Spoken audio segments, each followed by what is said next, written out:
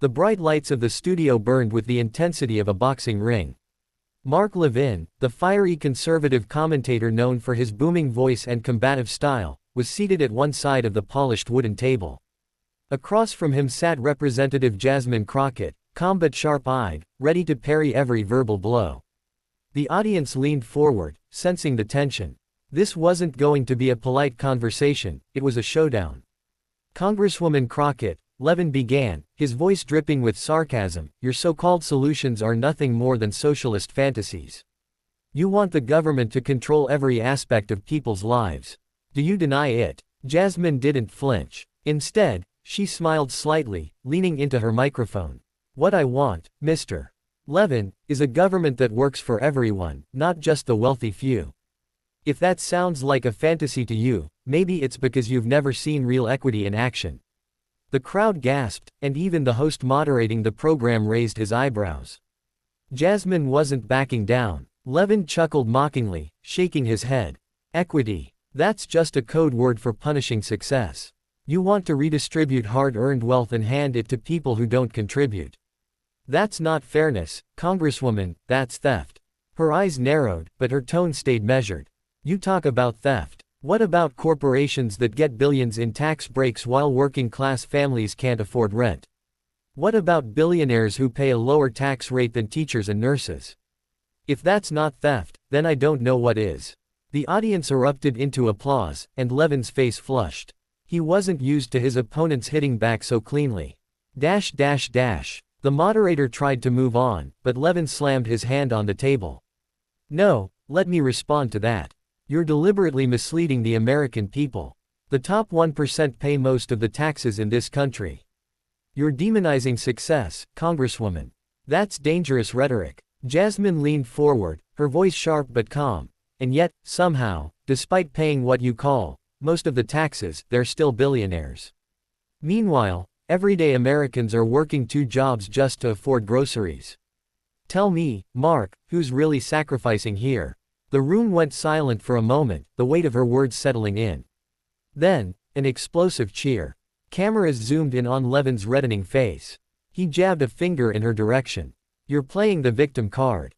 That's all your party does, victimhood politics. Always blaming someone else, never taking responsibility." Now Jasmine's patience cracked, and her voice rose with righteous fire.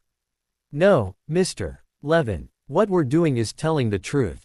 And the truth scares you. Because when Americans wake up and realize how badly they've been manipulated by fear and division, voices like yours won't hold power anymore." The studio went wild. Even the moderator couldn't hide his astonishment. Levin sat back, visibly shaken but trying to mask it with a bitter laugh. He hadn't expected her to fight back with both facts and fire. And Jasmine wasn't done yet. Mark Levin shifted in his chair, adjusting his glasses as though that could steady his rattled composure. His voice came out lower now, almost growling. "You think you're so clever, Congresswoman. But let's be real, you and your so-called progressive allies aren't trying to fix America. You're trying to tear it apart. You hate capitalism, you hate freedom, and you hate the very values this country was built on." The audience murmured, some nodding in agreement, others bristling at the accusation.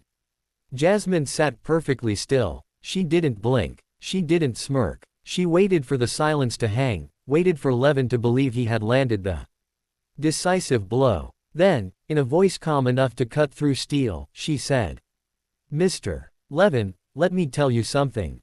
I don't hate America. I love America so much that I refuse to let it settle for less than its promise. Freedom doesn't mean billionaires buying yachts while families ration insulin. Capitalism doesn't mean workers being disposable. And values. Values mean justice, equality, and opportunity, not just for some, but for all." The studio broke into thunderous applause, and Levin's lips tightened into a thin, furious line. He barked back, "That's a nice speech for TV, but in the real world, your policies would bankrupt this nation. You want government handouts for everyone. You want to punish the job creators. That's not leadership, Congresswoman, it's pandering." Jasmine finally stood, her chair sliding back. The cameras swung toward her, capturing every second. "You want to talk about bankrupting a nation?" she asked, her voice rising over the noise. How about endless tax cuts for the wealthy that balloon our deficit? How about corporations lobbying to write laws that benefit themselves while schools crumble and families drown in medical debt? That is what's bankrupting America, not helping a single mother feed her children. The audience roared, clapping and shouting her name. Some even stood, electrified by her passion. Levin slammed a hand on the desk again, nearly knocking over his water. This is class warfare. That's all it is, pure, unfiltered class warfare. But Jasmine leaned forward, her eyes locking with his, her voice dropping to a sharp whisper that pierced the chaos. No, Mark. What I'm fighting is not a war between classes.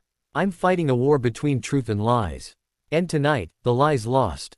The entire room froze for a heartbeat, and then exploded. Applause thundered through the studio like a storm. Even the moderator was on his feet, stunned at what had just unfolded. Mark Levin leaned back, shaken, unable to hide the defeat written across his face. He had come to dominate the stage, but Jasmine Crockett had left him speechless. And the moment would replay across millions of screens, headlines blazing. Jasmine Crockett floors Mark Levin in fiery showdown.